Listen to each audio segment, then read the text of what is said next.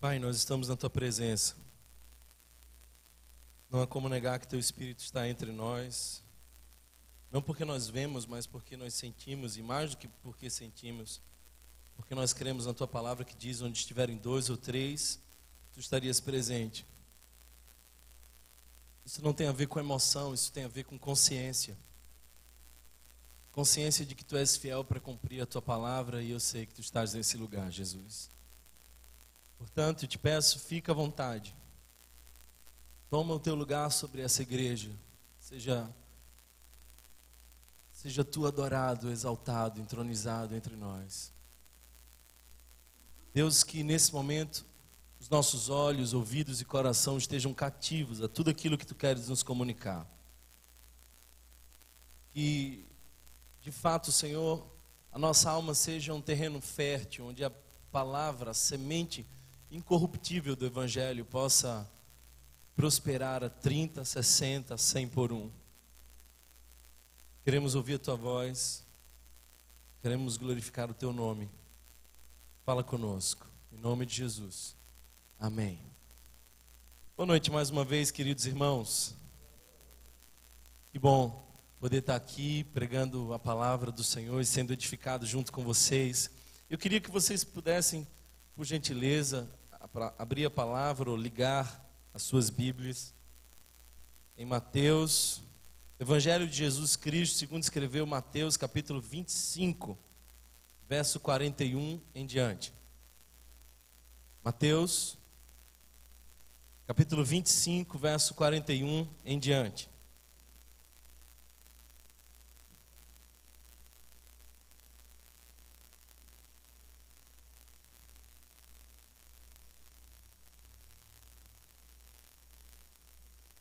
Enquanto você está aí procurando o texto, deixa eu dizer para vocês, acho que muitos de vocês não sabem, mas todo culto, nós temos uma equipe de intercessão orando.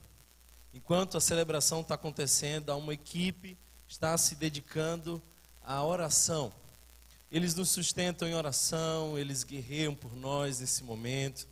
Eu louvo a Deus por essa equipe.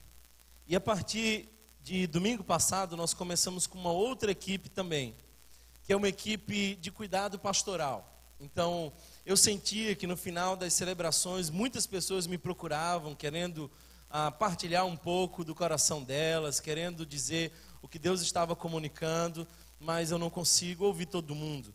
E eu sei que existem aqui alguns irmãos e irmãs tão ou mais competentes do que eu em algumas áreas, e eu creio que Deus pode usá-los tanto ou mais do que eu. Então, ao final de cada celebração, nós temos uma equipe que nós chamamos de equipe pastoral, equipe de apoio pastoral. E se você estiver querendo abrir o seu coração, se você desejar um aconselhamento rápido, se você precisa compartilhar um pouco do que está acontecendo, você pode procurar a integração. E a integração vai sinalizar quem são essas pessoas. Eles vão estar quase sempre ali próximo da integração. Eu não sei se esse microfone tem perspectivas de melhora ou preciso pegar um com fio, que ele está cortando. Quem me orienta aí? Alguém me orienta? Continuo com esse? Maravilha. Então, se você tem interesse em conversar, você pode procurar a integração, eles vão te sinalizar quem é a pessoa de plantão. Hoje nós temos 2 irmãos de plantão, temos Emanuel que está lá atrás, se eu não me engano, Emanuel, e Adelson que está aqui na frente. E todo culto nós vamos ter pelo menos 2 pessoas para cuidar da igreja, pastorear as pessoas. Eu sei que essa vida é tão corrida, esse é um bom momento no final do culto para a gente partilhar um pouco do que Deus está falando ao nosso coração. Amém? Mateus capítulo 25, verso 41 em diante. Então ele dirá aos que estiverem à sua esquerda: malditos, apartem-se de mim para o fogo eterno, preparado para o diabo e seus anjos. Pois eu tive fome, e vocês não me deram de comer. Tive sede, e nada me deram para beber. Fui estrangeiro, e vocês não me acolheram.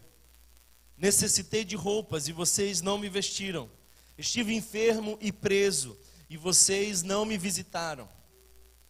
Eles também responderão: Senhor, quando te vimos com fome ou com sede, ou estrangeiro, ou necessitado de roupas, ou enfermo, ou preso, e não te ajudamos? Ele responderá: digo-lhes a verdade, o que vocês deixaram de fazer a alguns destes mais pequeninos, também a mim deixaram de fazê-lo. E estes irão para o castigo eterno, mas os justos para a vida eterna. Amém? Que palavra dura é essa, não? Já percebeu que o Evangelho, ele nos dá uma mensagem de consolo? Nós fomos salvos pela graça. Mas também tem alguns textos que denunciam a importância das obras. Já percebeu que um texto como esse nos põe, pelo menos, em dúvida sobre a nossa salvação pela graça? Por que que essas pessoas desamparadas sinalizam que nós, que desamparamos essas pessoas, vamos para o fogo eterno? E eu quero dizer para você, eu creio em inferno tanto quanto creio em céu.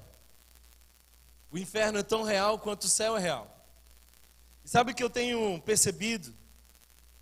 Eu tenho percebido que a palavra de Deus nos dá a ênfase de que a nossa salvação pela graça e somente pela graça produzirá em nós ações, obras. Nós estamos celebrando 3 anos de Igreja Rio e sempre, todo mês de aniversário da nossa igreja, nós voltamos aquilo que nós cremos e aquilo que Deus comunicou ao nosso coração quando nós começamos. Então vocês já sabem que daqui a 1 ano exatamente nós vamos voltar a falar sobre os nossos valores, vamos voltar a falar sobre a missão que Deus nos deu, vamos mais uma vez retomar a ideia de o que Deus espera de nossa igreja. E no domingo passado nós falamos um pouco sobre um dos valores que representa para nós hoje um dos maiores desafios, que é ser orgânico. E eu expliquei aqui sobre o que é uma igreja orgânica. A igreja orgânica é uma igreja que se reúne como um corpo. Não é que nós não tenhamos uma instituição, é que nós não somos uma instituição. Não é que nós não usemos a instituição, é que nós não podemos nos deixar ser usado por ela. Ser igreja orgânica é priorizar relacionamento. É tirar os olhos do próprio umbigo e entender que o Evangelho é vivido na dimensão da relação com o próximo. E esse texto também nos fala sobre o valor da organicidade da missão que Deus nos deu. Por quê? Porque nós não podemos nos relacionar com Deus sem nos relacionar com o próximo. Então, se você está pensando em vir a essa igreja e frequentar essa igreja, pense 2 vezes, porque isso vai implicar que você vai ter que sair dessa dimensão dominical e relacionar-se com uma família, e quase sempre com experiências dolorosas, quase sempre também com experiências de consolação. Eu sei que alguns irmãos aqui já foram machucados por outros irmãos aqui, mas eu também sei que alguns irmãos aqui foram consolados profundamente por outros. Isso é ser igreja orgânica. Pensar numa igreja orgânica é, acima de tudo, entender que o nosso foco não está na multiplicação. O nosso foco não está no crescimento. É muito bom ver poucas cadeiras vazias, quase nenhuma, mas esse não é o sucesso da nossa igreja. O sucesso da igreja não se mede por aquilo que nós conseguimos juntar, mas se mede por aquilo que nós conseguimos cumprir da palavra de Deus, porque nós fomos chamados a obedecer. Sucesso é obediência. Melhor seria se fôssemos uma igreja menor e mais obediente, do que uma igreja grande, dispersa, que não entendeu os propósitos de Deus, apenas vem no domingo para receber uma cosquinha na alma. Queridos irmãos, é um grande desafio para nós ser igreja orgânica, porque nos tira do conforto. é olhar para o processo e não para o resultado. É claro que o resultado virá como qualidade, mas não como quantidade. De modo que, entenda, se somos uma igreja orgânica, jamais vamos implantar uma estratégia de crescimento, porque quem dá o crescimento é o Senhor, cabe a nós apenas plantar e regar. Amém? Mas hoje eu queria falar sobre um outro conselho também fundamental para a nossa comunidade. É o conceito de integralidade. O que é ser uma igreja que vive o evangelho de modo integral? O que é ser igreja que prega o evangelho de modo integral? Aliás, esse é um grande desafio para a igreja evangélica brasileira. A nossa realidade como movimento evangélico brasileiro é trágica. Nós somos mais de 40 milhões de evangélicos no Brasil. O que seria muito bom se de fato produzíssemos frutos. A cada 2 horas uma igreja é legalmente registrada no Brasil. Temos mais de 150 editoras evangélicas que publicam um novo livro a cada 3 horas. Não nos falta produção de conteúdo. E a igreja cristã, de modo geral, católicos e evangélicos, já movimentam mais de 22 bilhões de reais por ano. Olha só, temos tanto poder, somos tão numericamente expressivos, mas o grande problema dessas estatísticas é que elas não são acompanhadas por resultados. O nosso país segue se destacando no ranking de violência doméstica. O nosso país é assustadoramente destacado pela corrupção. Somos o país que mais paga imposto no mundo. Temos os piores políticos, e eu me refiro também à bancada evangélica. E a bancada evangélica é a cara do movimento evangélico, que mudou o discurso, mas não mudou a consciência. Então, as propinas passam embaixo da mesa dos políticos evangélicos. A diferença é que eles pegam do outro lado e dizem assim: ô Senhor, obrigado, te darei o dízimo de tudo que tu me deres. Lamentavelmente, a nossa bancada evangélica é a nossa cara, porque não está preocupada com a fome, não está preocupada com o desemprego. Todos os seus projetos estão voltados para as questões morais, porque nós, como movimento evangélico brasileiro, somos altamente moralistas. Então a gente faz questão, e eu não acho errado, eu acho incompleto. Sinalizamos a nossa postura contra o aborto, sinalizamos o nosso incômodo com as leis que flexibilizam a vida dos homossexuais, mas eu não vejo ninguém muito preocupado com coisas que alteram a realidade do Brasil, para além dessas questões morais. Se somos tantos, onde está a diferença que fazemos? Se somos tantos, por que esse país já não respira aliviado? É que, na verdade, a nossa visão de evangelho é reducionista. Na verdade, a nossa visão é míope. Infelizmente, nós herdamos um conceito de evangelho muito pequeno. Se não, preste atenção, ao longo dos séculos, especialmente depois do iluminismo, quando a ciência, quando a filosofia disse: cuide da espiritualidade que nós cuidamos do resto. A igreja, de modo geral, se apequenou, se encolheu na sua missão. E parece que dali para frente, a missão da igreja é empacotar almas para o céu. hoje de manhã eu cheguei bem cedo aqui, estava procurando um livro, e eu comecei a observar quantos livros eu tenho, cujo título é Um Recado para Ganhadores de Alma, Apaixonado por Almas, Como Levar Almas ao Senhor.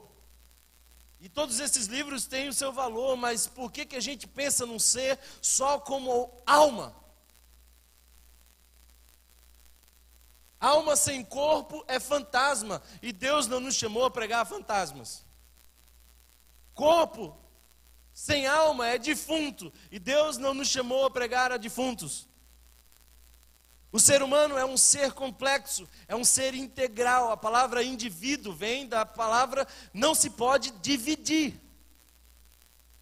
E o que eu quero dizer é de que o Evangelho nos convida a olhar integralmente o ser humano.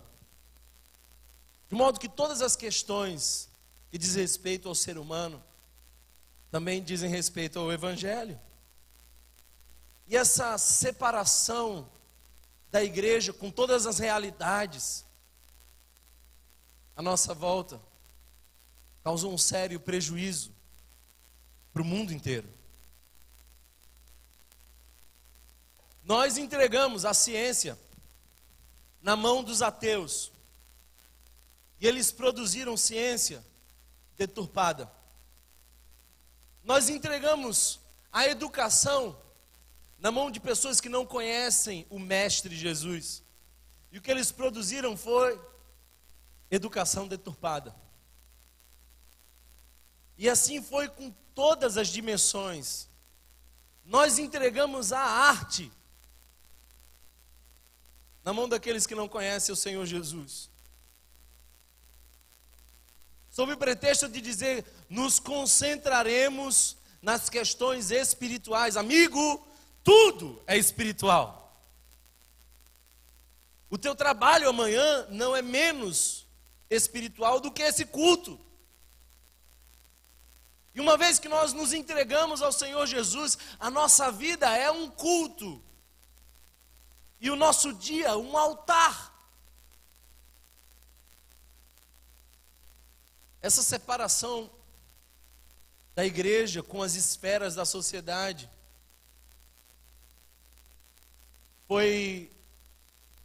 tentaram corrigir essa distância, mas sem muito sucesso ao longo do tempo. Uma tentativa de correção foi a teologia da libertação. Os nossos irmãos católicos, especialmente, começaram a olhar para a realidade da América Latina e começaram a dizer, opa, olhemos para os pobres, para os oprimidos, para aqueles que são esmagados pelo sistema. O grande problema da teologia da libertação é de que eles olharam para o lugar certo, mas diziam uma coisa errada. O grande problema é que eles enxergaram uma esfera da sociedade e a mais urgente delas, mas eles mexeram na hermenêutica, modificaram, adaptaram a exegese, deixaram de pregar o Evangelho de Cristo Jesus e passaram a ter o próprio Evangelho da assistência ao pobre. E se o Evangelho só é aplicado numa teologia que funciona na América Latina e não funciona na Europa, não é Evangelho, porque a palavra de Deus alcança todos, denuncia todos, transforma todos, qualquer que seja a realidade social. E o grande problema da teologia da libertação foi esse, a distorção da mensagem. E aí vem a missão integral, teologia da missão integral, essa sim, num berço evangélico. E eles corrigiram algo interessante. Eles disseram, olhemos para os pobres e preguemos o Evangelho aos pobres. Vamos pregar a ortodoxia e buscar uma ortopraxia. E isso já foi um avanço significativo. E embora o movimento tenha pouca expressão diante da inúmera quantia de cristãos que nós temos, já foi um grande avanço. Mas ainda não é tudo. Ainda não é tudo porque, de alguma forma, a teologia da missão integral ainda tem uma visão reducionista. Sim, é um grande avanço diante da nossa espiritualidade egocentrada, mas ainda tem uma visão reducionista, de olhar e transformar a realidade do pobre, e não transformar a realidade de todas as esferas. Quando nós nos convertemos, quando Jesus aparece mais claramente a nós, e nos rendemos a Ele, nós passamos a enxergar as coisas de uma outra forma. É isso que nós chamamos de cosmovisão. É o óculos com que enxergamos tudo e todos. E todas as esferas da sociedade podem ser olhadas a partir de uma cosmovisão cristã. O que nós precisamos é corrigir a dicotomia entre evangelização e responsabilidade social. E eu sei que a teologia da missão integral já é um avanço para muita gente. Mas ainda não é tudo. Acho interessante quando eu vou conversar com as pessoas e elas dizem assim: eu gostei da Rio, achei legal, porque vocês fazem caridade. Não fazemos caridade. Eu gostei da Rio porque vocês também fazem assim projetos sociais. Não. O projeto social não é um detalhe na nossa agenda. Não fazemos caridade, não somos empreendedores sociais, porque isso dá muito dinheiro. Nós fazemos missão. Missão em todas as esferas.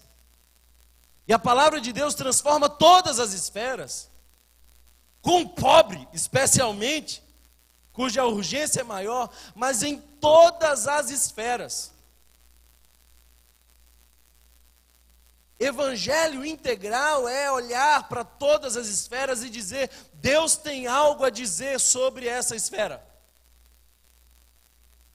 É corrigir essa visão reducionista de que você serve a Deus se você serve na igreja. Às vezes alguns irmãos chegam para mim e dizem assim: eu queria mais servir a Deus, mas eu não consigo. Eu pergunto: o que é que você faz se você não serve a Deus? Não, é que eu tenho muito plantão. Você tem muito plantão? Que pena que você não serve a Deus no seu plantão. Porque nós ainda pensamos que servir a Deus tem a ver com participar de alguma equipe da nossa igreja. Quer comais, quer bebais, faça para a glória de Deus. Quando entendemos o Evangelho, tudo é missão. Quando nos entregamos a Jesus, tudo é sagrado. Não há essa dicotomia de evangelização e responsabilidade social. Deus tem algo a dizer sobre todas as coisas. O Evangelho precisa ser pregado numa perspectiva holística, integral. Daí eu gosto muito de uma frase de alguém que me inspira muito, chamado Abraham Kuyper, que além de teólogo, também era escritor, foi chefe, redator do jornal mais importante da Holanda. Iniciou a Universidade Livre de Amsterdã, foi primeiro-ministro, foi um maravilhoso escritor de teologia, conexões com a filosofia, abriu um leque de possibilidades de interação com o Evangelho. E sabe, o resumo de tudo é: não há um único centímetro quadrado em todos os domínios da existência humana sobre o qual Cristo, que é soberano sobre tudo, não clame: é meu. O que isso quer dizer? Simples. Se você abrir a sua Bíblia em Mateus, capítulo 28, você vai ver que a grande comissão começa com uma afirmação. Aquele texto que eu e você conhecemos bem. Vão e preguem o Evangelho a toda criatura, batizando-os em nome do Pai, do Filho e do Espírito Santo, ensinando-os a guardar aquilo que foi dito por Jesus. Essa comissão começa com a frase: toda autoridade me foi dada no céu e na terra. O que isso quer dizer? Quer dizer que, no grego, toda autoridade foi dada no céu e na terra. Percebeu a diferença? Aqui não tem diferença. Deus é Senhor de tudo e todos, e todas as esferas são dele. Quer seja a ciência, quer seja as artes, quer seja a política. Quando eu encontro, fazendo um parêntese aqui bem importante, quando eu encontro algum irmão que é tomado por uma ideologia política, eu enxergo ele como alguém que tem uma cosmovisão pobre. Porque ele projetou a esperança num senhorio de um homem, de um grupo, de uma ideologia, quando na verdade o Evangelho é muito maior, e ele vai muito além, e ele corrige os equívocos da esquerda, e ele corrige os equívocos da direita. Ele corrige a idolatria política. Sim, porque os da extrema esquerda idolatram a igualdade. Os da extrema direita adoram e idolatram a liberdade, mas nenhuma dessas coisas será encontrada de fato longe da pessoa de Jesus de Nazaré. Thomas, então você está querendo dizer que você é de esquerda ou de direita? Eu sou de Cristo. E eu não creio que há esperança fora dessa visão. Essa é a minha visão de mundo, porque eu creio que há uma palavra de Deus para todas as esferas da sociedade. Isso quer dizer não só os pobres, também os pobres, mas para todas as coisas. Não há 1 centímetro quadrado em todo o domínio da existência humana sobre o qual Cristo, que é soberano sobre tudo, não clame, é meu. Isso quer dizer social. Mas isso também quer dizer cultural. E é interessante, se você viajar para a Europa, você vai ver que as principais obras de arte foram encomendadas pela igreja. E você percebe atualmente o desinteresse da igreja na cultura. O mundo gospel é um mundo pobre. Eu, quando adolescente, gostava muito de música, envolvido, cheguei a gravar algumas coisas. E o meu pai me recriminava muito porque eu gostava de Djavan. E segundo a teologia dele, naquele momento, graças a Deus, as coisas mudaram. Mas Djavan era do mundo. Mas eu gostava dos acordes dissonantes. Eu gostava de uma música elaborada. Quando nós começamos um projeto que nós chamamos aqui de Rio Cultural, as pessoas não entenderam da nossa igreja qual era o propósito do Rio Cultural. Por que estão fazendo esse negócio com arte? Por que música instrumental assim na igreja? Para que jazz?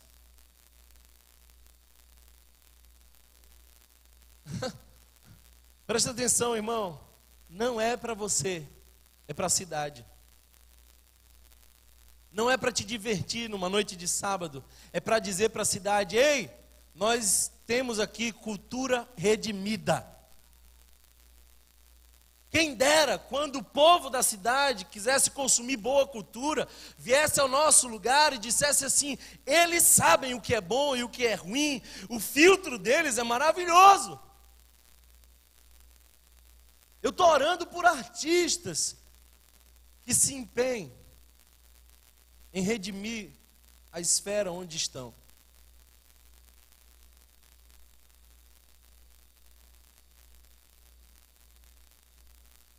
palavra shalom, no Antigo Testamento, tem um sentido muito mais amplo do que como foi traduzido para nós, por paz. Paz para nós é ausência de conflito. Paz para nós é quando eu não tenho nada a resolver, está tudo bem. Mas no Antigo Testamento a palavra shalom remetia a uma ideia mais profunda, a uma ideia de plenitude, a uma ideia de não há falta de nada em todas as esferas. O equivalente seria no Novo Testamento, quando Jesus diz lá em João: eu vim para que tenham vida e vida em abundância. E quando nós líamos esse texto, antigamente o que a gente pensava? Ah, essa vida abundante é o céu. Como se Deus tivesse nos chamado para empacotar almas para o céu. Quantas almas se converteram hoje no culto? Eu não sei. Porque eu não vejo almas, eu vejo vidas. É por isso que Tiago vai dizer: por que você se aproxima de um necessitado e diz assim, Deus te abençoe, e despede ele com a barriga vazia? Que evangelho é esse?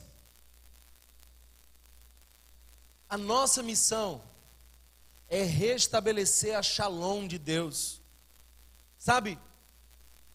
Presta atenção, vem comigo. Olha para o Gênesis.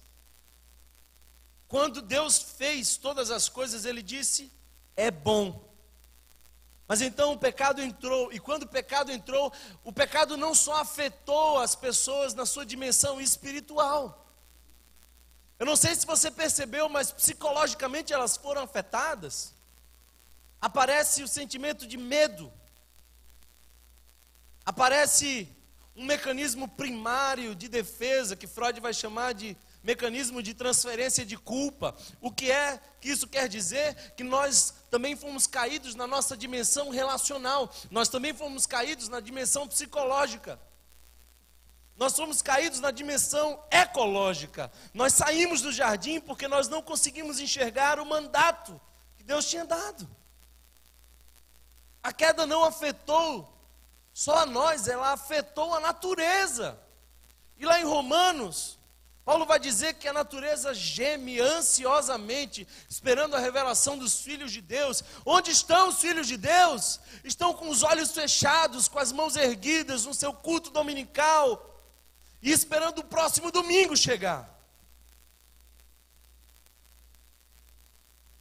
Viver evangelho integral é ser liberto da religiosidade do lugar sagrado. Qual é a sua vocação? Qual é a sua vocação? Alguns diriam assim, eu não sei qual é a minha vocação. Lamentável a sua situação.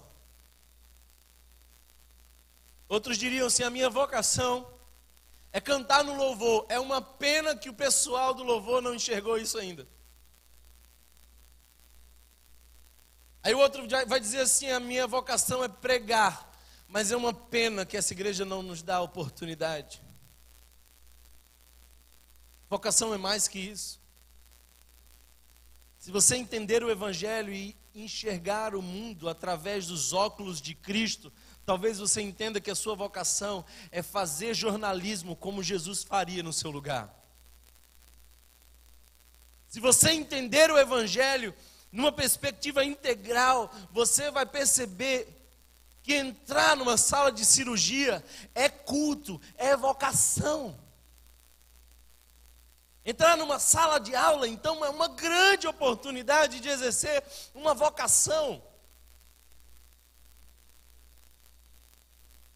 Ainda temos a mentalidade do clero e do leigo. Que Deus nos dê a graça de desfazer isso e enxergar de que somos todos sacerdotes. E o sacerdote tem uma missão. Qual é a missão do sacerdote? Olha para o Antigo Testamento e você vai ver, porque o sacerdote basicamente pegava na mão de quem não conhecia Deus e pegava na mão de Deus. E é por isso que Jesus é o sumo sacerdote, porque ele faz isso plenamente, profundamente, mas ainda nos cabe o sacerdócio. Nós somos povo eleito, sacerdócio real. O que isso quer dizer? É de que nós somos os pastores da cidade e lá fora está o nosso campo missionário. Isso tem a ver com o texto que a gente leu. Tudo. Tem tudo a ver com o texto que a gente leu. Porque se você observar a integralidade da missão, você vai ver, por exemplo, Jesus se identificando com as necessidades básicas. Eu tive fome. Eu tive fome. Perceba que o texto não diz: você vai para o inferno porque você não cantou. Você está indo agora em direção ao inferno, ao lago de fogo, porque você não deu o dízimo. As nossas perspectivas de interpretação são quase sempre moralistas. O texto está dizendo aqui de desenvolvimento básico. Eu tive fome. Só há fome no lugar onde não há desenvolvimento. Só há fome no lugar onde não há distribuição de renda. Só há fome no lugar onde a economia não funciona para todos. E é possível que a nossa realidade tenha um monte de Jesus passando fome por aí. Uma outra coisa muito interessante desse texto é que ele diz: eu fui estrangeiro. Liga a sua televisão e você vai ver milhares de pessoas morrendo na tentativa de achar um lugar, porque as portas das nações se fecharam para os imigrantes. E a igreja tem uma palavra de Deus para dizer sobre isso. Aliás, a igreja tem uma missão muito clara, porque Jesus é um imigrante. Quando Jesus se identifica com o imigrante, ele está falando sobre política, ele está falando sobre justiça.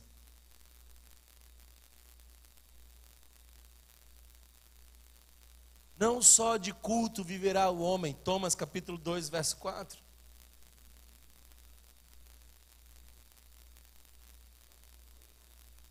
Quando ele diz que estava nu, ele fala do indigente.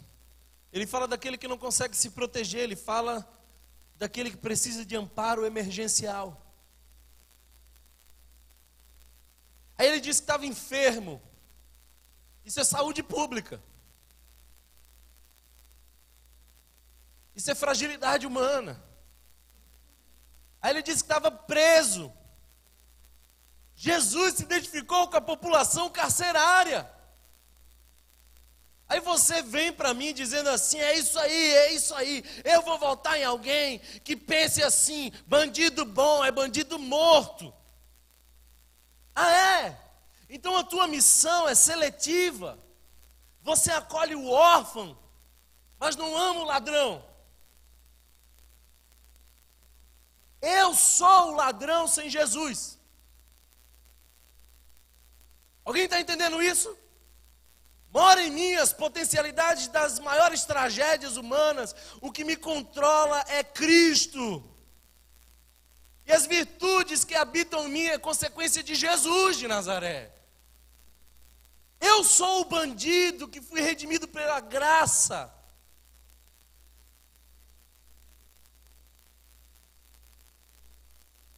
A missão não é seletiva, ela ampara o órfão. E é muito legal quando a gente vai, por exemplo, lá no Lar Bem.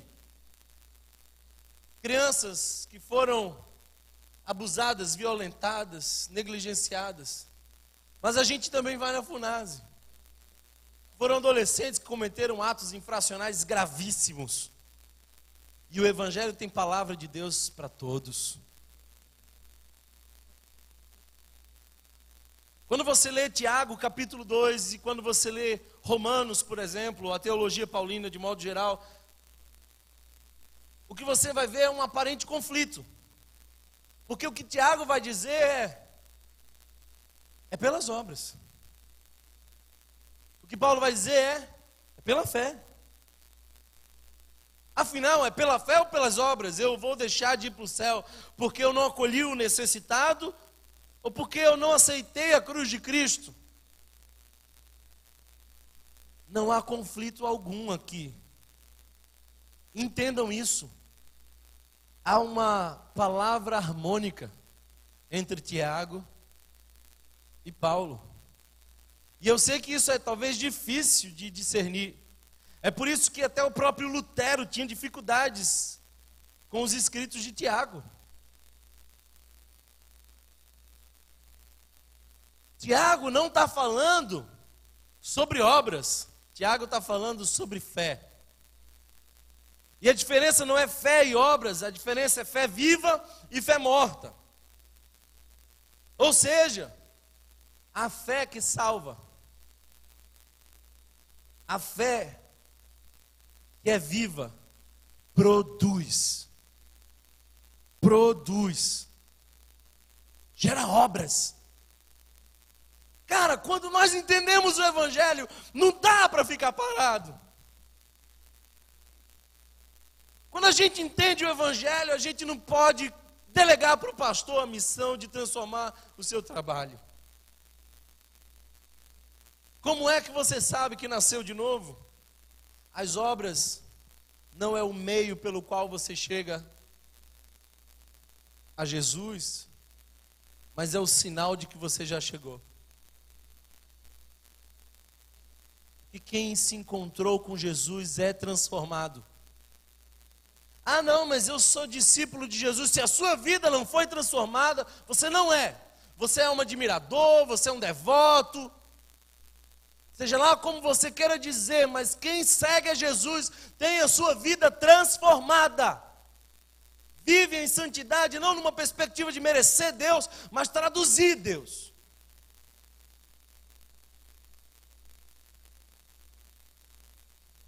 O grande problema é que nós temos uma interpretação altamente moralista. A gente fala assim: você tem que ser generoso porque você tem muito, você tem mais do que você precisa.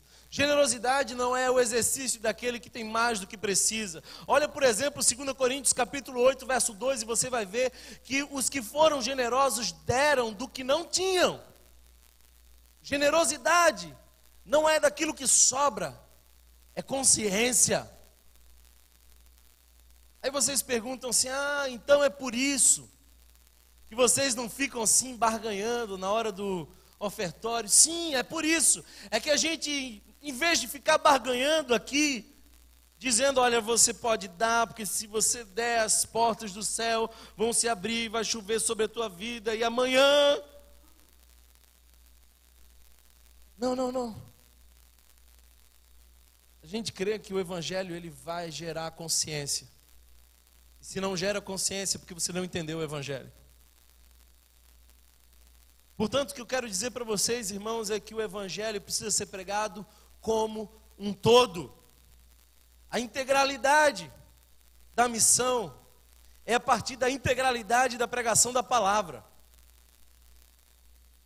Tem um monte de igreja por aí, e é lamentável essa realidade, pregando caixinha de promessa. Eu não sei se você já foi abençoado com caixinha de promessa. A minha infância inteira era com esse negócio de caixinha de promessa. E rapaz, tinha umas palavras assim tão boas. Quem já foi ministrado na caixinha de promessa?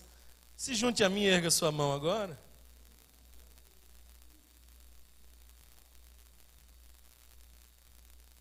Mas aquele negócio é bom enquanto a gente não tem consciência. Uma hora a gente tem que crescer. E a gente tem que entender que aquelas palavras que fazem cosquinha e nos animam, também são acompanhadas das palavras que vêm como uma espada. E de que essa palavra, ela é contra nós. Ela nos dá o sinal de que a graça nos alcançou, e essa é a boa nova, mas a boa nova implica em dizer: pega a sua cruz, amigão. O que isso quer dizer? Quer dizer que quando você canta assim, eu amo a mensagem da cruz, você está dizendo: eu estou disposto a viver o Evangelho na esfera que Deus me colocar, e eu vou redimir a cultura onde eu estou, para a honra e glória do Senhor, cooperando com o trabalho de Deus, de transformar o caos em ordem, e de restaurar o Gênesis. Lá em Apocalipse 22 nós vemos isso. Havia um jardim, havia um rio, havia a árvore da vida. Entra o pecado no mundo. Vai lá para Gênesis 22 e você vai ver que há uma árvore, há um jardim, há um rio. Deus voltou a ter comunhão com o povo. Agora algo interessante aparece.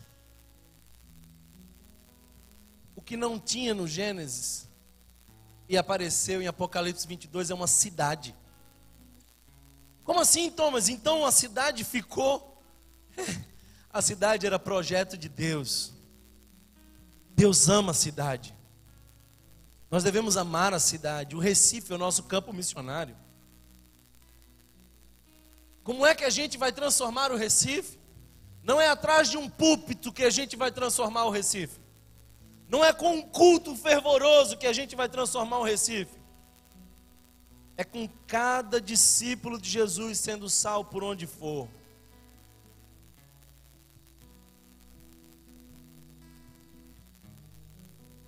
Se você é médico, mostre aos seus amigos médicos como é que se faz medicina segundo Jesus de Nazaré. Você é empresário, você vai mostrar como um crente negocia segundo os padrões do Evangelho de Jesus de Nazaré. Ah, Thomas, é fácil você dizer isso. E eu que sou aposentada, minha irmã, Deus te deu um privilégio gigante de você ser discípula de Jesus de Nazaré e mudar as realidades, e você ainda tem tempo para isso.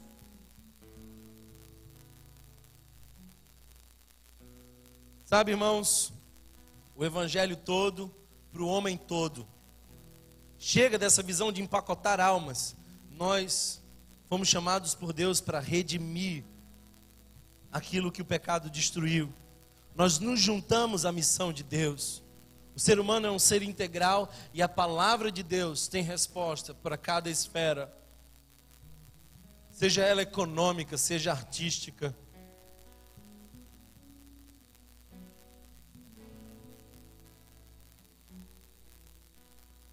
Um dos documentos que nós subscrevemos na nossa comunidade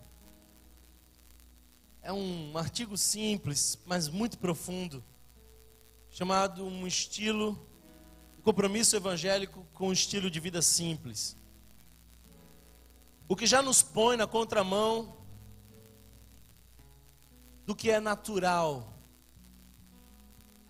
dessa cosmovisão do mundo. E me diziam lá no seminário assim, olha, não gaste muito tempo lendo algum texto, porque isso é entediante para as pessoas que ficam te ouvindo. Mas como eu não estou muito preocupado em distrair você, eu estou preocupado em te ensinar o Evangelho, eu trouxe alguns trechos desse texto que me toca o coração, que me desafia a pensar o Evangelho de modo integral. E eu queria ler alguns trechos desse texto para vocês. Primeiro, adoramos a Deus como Criador de todas as coisas e celebramos a bondade de sua criação. A criação de Deus é caracterizada pela diversidade e rica abundância. Portanto, denunciamos a destruição ambiental. Denunciamos o desperdício e acúmulo. Reconhecemos nosso envolvimento nesses males e nos arrependemos. Se formos mordomos infiéis, deixando de conservar os recursos finitos da terra, de desenvolvê-los ou distribuí-los com justiça, tanto desobedecemos a Deus, como alienamos as pessoas de seu propósito para com elas. Portanto, resolvemos honrar a Deus como dono de todas as coisas. Lembrar que somos mordomos e não proprietários de qualquer terra ou propriedade que possuímos. Nós somos mordomos e não donos. E queremos usá-las a serviço de outros. E resolvemos trabalhar para que haja justiça para os pobres que são explorados e impossibilitados de se defenderem. Afirmamos que a pobreza involuntária é uma ofensa contra a bondade de Deus.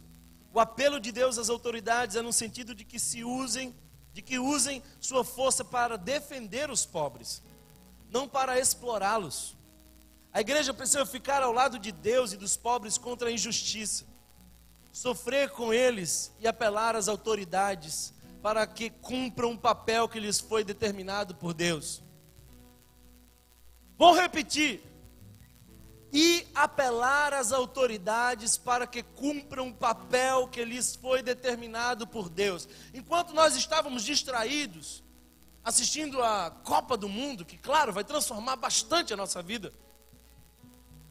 Uma criança de 14 anos, fardada, foi alvejada e morreu. E ela foi alvejada pela polícia. E que bom que a mídia chegou. Mas quantos a mídia não vê? Cremos que Jesus chama algumas pessoas, até mesmo, quem sabe, alguns dentre nós, para segui-lo num estilo de vida que inclui a pobreza total e voluntária. Porém, Ele nos chama a todos, para seus seguidores, a buscar uma liberdade interior em face da sedução das riquezas. De fato, a motivação e o modelo da generosidade cristã é nada menos que o exemplo do próprio Jesus Cristo, que embora rico, se tornou pobre para que através de sua pobreza pudéssemos nos tornar ricos. Resolvemos conhecer pessoalmente pobres e oprimidos e ouvir o que eles podem nos dizer sobre injustiças específicas, para depois procurar aliviar seu sofrimento e incluí-los regularmente em nossas orações. Deixa eu fazer uma pausa aqui importante. Um dos presentes que Deus nos deu nesse mês foi a possibilidade de, em vez de convidar a comunidade pobre, carente, para vir aqui dentro, convidar a igreja para ir lá fora, na população carente. Sabe por quê? Porque você precisa muito mais encontrar o pobre do que o pobre precisa encontrar você. Porque quem sabe olhando para o pobre, para o oprimido, Deus te corrija o caminho da sua espiritualidade. Ah, Thomas, eu não sou médico, não sou enfermeiro, não sou nutricionista, não sou psicólogo, não sou advogado. Como é que eu posso ajudar no dia de serviço? Sábado que vem, 8 da manhã. Não pensa em ajudar, não. Pense o que você pode aprender. Então vem. Vamos lá. Vamos conhecer os pobres, ouvir o que eles têm a dizer. Quem sabe o Senhor possa ministrar ao nosso coração. Cristo pede que sejamos sal e luz do mundo, a fim de pedirmos a sua decadência social e iluminarmos as suas trevas. Mas nossa luz precisa brilhar e o nosso sal precisa reter seu sabor. Só quando a nova comunidade se mostra mais claramente distinta do mundo, em seus valores, padrões e estilo de vida, é que ela apresenta ao mundo uma alternativa radicalmente atraente. E assim exerce sua maior influência por Cristo em todas as esferas da sociedade. Jesus, nosso Senhor, nos convoca a abraçar a santidade, a humildade, a simplicidade e o contentamento. Vamos lá, eu vou repetir, que Deus grave isso no seu coração. Jesus, nosso Senhor, nos convoca a abraçar a santidade, a humildade, a simplicidade e o contentamento. Agora o que vem é muito desafiador para nós. Tensionamos reexaminar nossa renda e nossos gastos, a fim de gastar menos, para que possamos doar mais. Resolvemos renunciar ao desperdício e nos opor a extravagâncias em nossa vida pessoal, em matérias de roupas, de moradia, de viagens e de templos. Chegamos a um entendimento mais claro da ligação entre recursos, renda e consumo. As pessoas com frequência morrem de fome porque não podem comprar comida, porque não têm rendimento, não têm oportunidade para produzir e porque não têm acesso ao poder. Resolvemos contribuir mais generosamente para os projetos de desenvolvimento humano. Onde vidas humanas estão em jogo, nunca deveria haver carência de fundos. Mas sabemos claramente que a ação governamental é essencial para as transformações. Não que creiamos em utopias terrestres, Parêntese. Eu não uso vermelho nem azul, nem acredito num homem, nem num partido. Eu não tenho utopias terrestres. Eu sou de Jesus de Nazaré. Ah, pastor, esse discurso dos pobres, dos oprimidos, eu estou achando esse negócio muito de esquerda, amigo. Conheça o Evangelho e você vai ver. Jesus esteve entre os pobres e ele disse: porque o Senhor me ungiu a pregar as boas novas aos oprimidos, a libertar os cativos, anunciar o ano aceitável do Senhor. O que Deus tinha como missão ainda é a nossa missão. Os servos de Cristo precisam expressar o senhorio dele em seus compromissos políticos, econômicos e sociais, e em seu amor para o seu próximo, participando do processo político. Como então podemos contribuir para essa mudança?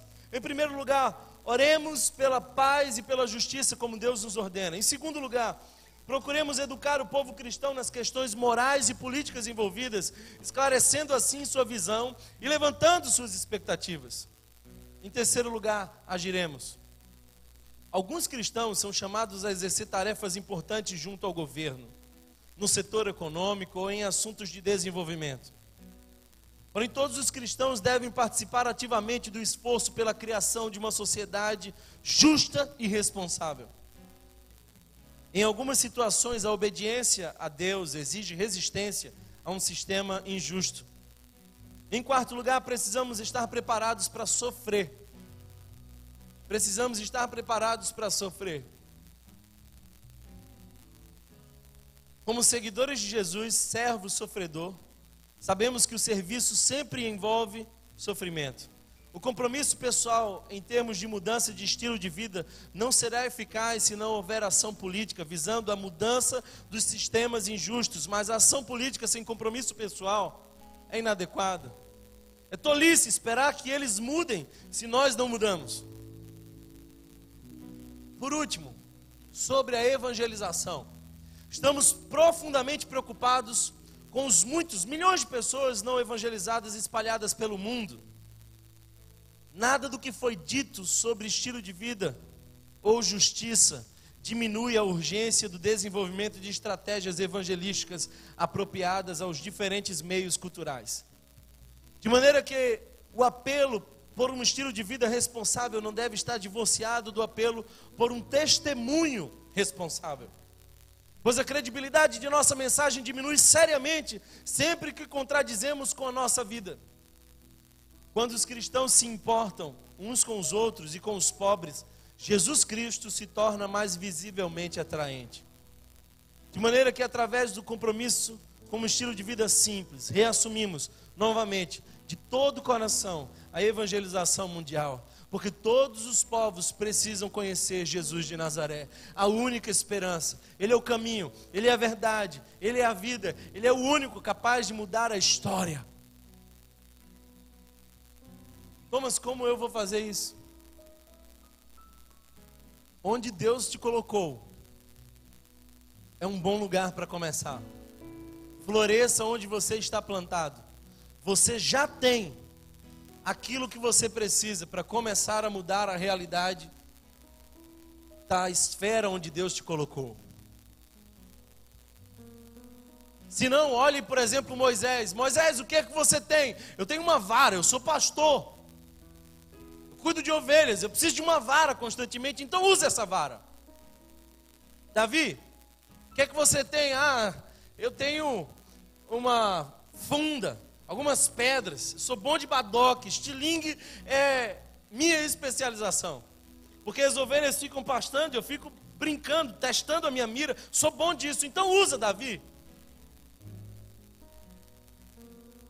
Dorcas, senhorinha, cabelo branco. Dorcas, o que é que você tem, Dorcas? Ah, Senhor, você sabe, né? Eu sou costureira. Então eu tenho aqui uns tecidos, linha, agulha. Então usa a tua linha, a tua agulha para a glória do Senhor. E é tão lindo ver a história de Dorcas. A história de Dorcas é uma denúncia de que todos nós podemos fazer a diferença na esfera onde estamos.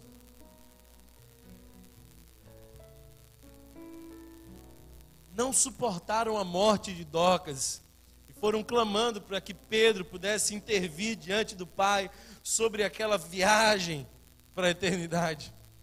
Os céus queriam Dorcas, a terra queria Dorcas. Porque aquilo que você tem já é suficiente para aquilo que Deus quer fazer na esfera, no dia de hoje, na esfera que você está. Quando eu vejo, por exemplo, a história do médico cientista Ben Carson, eu vejo que foi por conta de sua fé que ele se tornou um dos neurocirurgiões mais importantes. E foi por conta da sua fé que ele foi o primeiro a fazer uma cirurgia de separação de gêmeos siameses unidos pela cabeça. Desafio até então recusado por todos. Quando eu vejo, por exemplo, a jovem Catherine Both, que tinha uma paixão intensa e uma piedade profunda pelos oprimidos, e com uma pequena iniciativa de pão, sabão e salvação, ela iniciou um projeto que hoje já está em 94 países do mundo, o Exército de Salvação. Quando eu vejo, por exemplo, a história de Martin Luther King, um pastor batista, a mesma realidade que eu vivia, só que ele entendeu que ele não foi chamado a pastorear apenas a sua igreja local, mas a cidade, o mundo. Talvez ele entendeu que Wesley disse: a minha paróquia é o mundo. E ele saiu em defesa daqueles que sofriam por conta de sua cor. E pagou um alto preço por isso. Mas você entendeu, né? Evangelho é cruz. E a missão é algo pelo qual vale a pena morrer. C.S. Lewis, o jovem confuso, desacreditado de Deus por conta da morte de sua mãe, sensível, poeta, brilhante pensador, artista por natureza, se encontrou com Jesus e fez o que sabia fazer. Escreveu as Crônicas de Nárnia e muitos outros livros, produziu literatura maravilhosa, porque era aquilo que Deus tinha dado como vocação para ele. E o que falar de uma mulher chamada Susana? Não, Susana nunca entrou numa área profissional. Ela nunca fez pós-graduação, nunca foi para a faculdade. E o motivo é óbvio, ela teve 19 filhos. Se você está achando que 2 é muito, imagina 19. Mas ela entendeu que a vocação dela era criar filhos que transformassem o mundo. E Susana Wesley, mãe de John Wesley, Charles Wesley, ensinou os meninos a amar Jesus. E os meninos incendiaram o mundo e ganharam muitas pessoas para Cristo. Tudo começou com uma mãe de joelhos. Isso é vocação. Vocação para ser mãe. Que dizer, por exemplo, de William Wilberforce, político britânico. Olha só, Deus também usa os políticos. Posso ouvir um amém? Porque usou Wilberforce para liderar o movimento abolicionista que acabou com o tráfico de negros e que semeou justiça na sua geração. Sabe, queridos irmãos, está na hora de nós olharmos para o Evangelho de modo integral. Está na hora de olharmos o ser humano de modo integral. E está na hora de perguntarmos a Deus: Senhor, qual é a minha missão? Qual é a minha vocação? E eu não me refiro a uma área de serviço aqui nessa igreja. Essa é também uma expressão de serviço ao Senhor. Mas Deus quer ser glorificado no seu trabalho, na sua clínica, na sua faculdade. Deus quer ser glorificado na sua tese de mestrado. Deus quer ser glorificado Quando você entra naquele escritório, Deus quer ser glorificado. E que você se junte a Ele na missão de redimir tudo aquilo que o pecado destruiu. Feche os seus olhos, vamos orar ao Senhor. Pai querido, obrigado. Obrigado porque a Tua palavra é desafiadora. Nos arrependemos de nossa omissão. Nos arrependemos de nossa visão reducionista. E confessamos, Senhor, nosso interesse de nos envolver nas Tuas causas. Entendemos que Tu nos vocacionou a transformar a nossa sociedade, a nossa esfera, seja ela econômica, política, social, profissional, psicológica, porque nós entendemos que tudo te pertence e Tu és o Senhor de todas as coisas. Desafia-nos a viver o Evangelho integral. Desafia-nos, Senhor, como igreja, a denunciar o que o pecado destruiu e a anunciar o que a cruz pode redimir. Para a glória do Teu nome, usa-nos, Senhor. Temos feito tantas coisas para o nosso próprio prazer. Temos gastado tanto tempo com as nossas próprias carências. Está na hora, Senhor, e confessamos isso. Está na hora de dizer: eis-me aqui. Está na hora de, assim como Isaías disse, eis-me aqui, Senhor.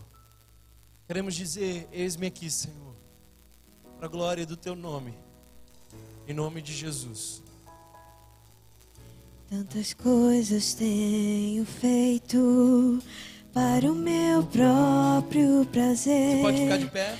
Tenho andado à procura do meu próprio bem-querer, enquanto existe tanta gente ansiosa por aí, não te conhecendo assim como eu conheço a Ti. O chamado que um dia Tu fizeste a mim, e ao qual sem hesitar eu disse sim. Diga assim: ecoou em meus ouvidos. Ressoou Hoje, em meus ecoou em seus ouvidos como da primeira vez. como da primeira vez. E a Ti, Jesus, eu novamente digo sim. Diga assim: eis-me aqui. Eis-me aqui, eu livre estou ao Teu dispor. Para onde Tu quiseres me enviar, me coloco submisso a Ti, Senhor, para o Teu querer em mim realizar. Eis-me aqui, só a igreja. eis-me aqui.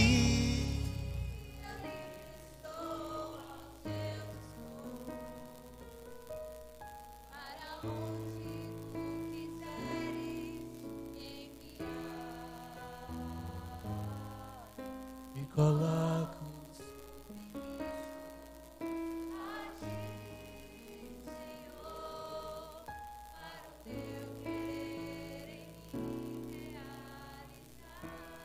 Que o amor de Deus, o nosso eterno e bondoso Pai, que graça revelada no Filho Jesus,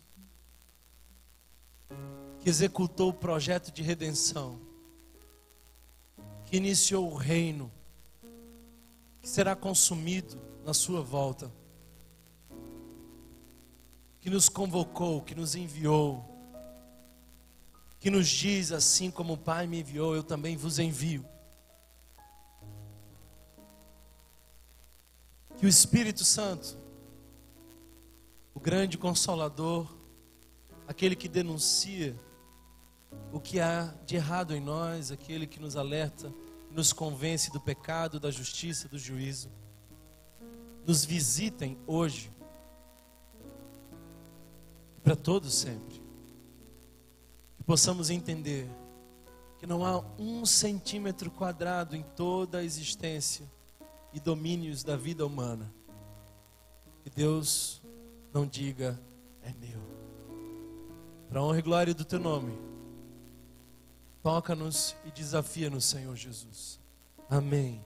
Deus abençoe todos vocês, boa volta para casa, bom descanso e uma semana de missão para todos. Quero pedir a vocês que nos ajudem, se vocês puderem trazer doação de roupa até a próxima terça-feira. Nós ainda estamos recebendo. Depois da próxima terça nós não conseguimos mais receber, porque nós não conseguimos fazer triagem.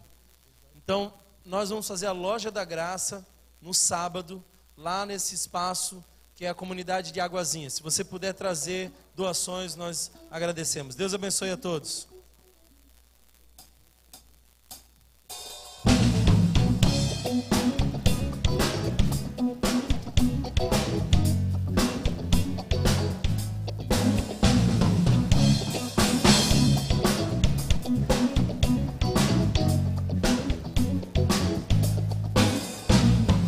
Maravilhoso conselheiro, Deus forte, Pai da eternidade, príncipe da paz, o Deus que vence todas as batalhas, o Deus que tudo faz.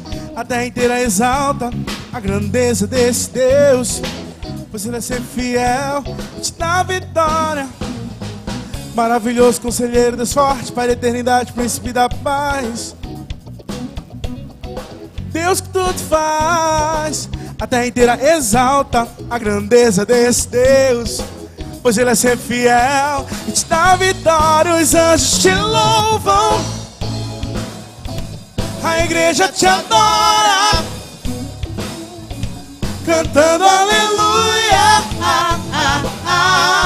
Santo é o Senhor. Os anjos te louvam, a igreja te adora, cantando aleluia. Santo é o Senhor. Maravilhoso conselheiro, Deus forte, Pai da eternidade, príncipe da paz, Deus que vence todas as batalhas, o Deus que tudo faz. A terra inteira exalta a grandeza desse Deus, pois Ele é sempre fiel e te dá a vitória. Maravilhoso conselheiro, Deus forte, Pai da eternidade, príncipe da paz, o Deus que vence todas as batalhas, o Deus que tudo faz. A terra inteira exalta a grandeza desse Deus, pois Ele é sempre fiel e te dá a vitória. Os anjos te louvam, A igreja te adora, cantando aleluia. Santo é o Senhor. Os anjos te louvam, a igreja te adora, cantando aleluia. Santo é o Senhor. Os anjos te louvam, te adora, cantando aleluia.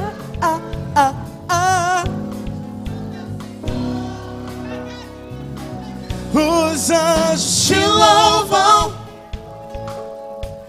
a igreja te adora, cantando aleluia. Santo é o Senhor. Os anjos te louvam, a igreja te adora, cantando aleluia. Santo é o Senhor. Os anjos te louvam, a igreja te adora, cantando aleluia. Santo é o Senhor. Cantando aleluia. Santo é o Senhor, cantando aleluia. Santo é o Senhor.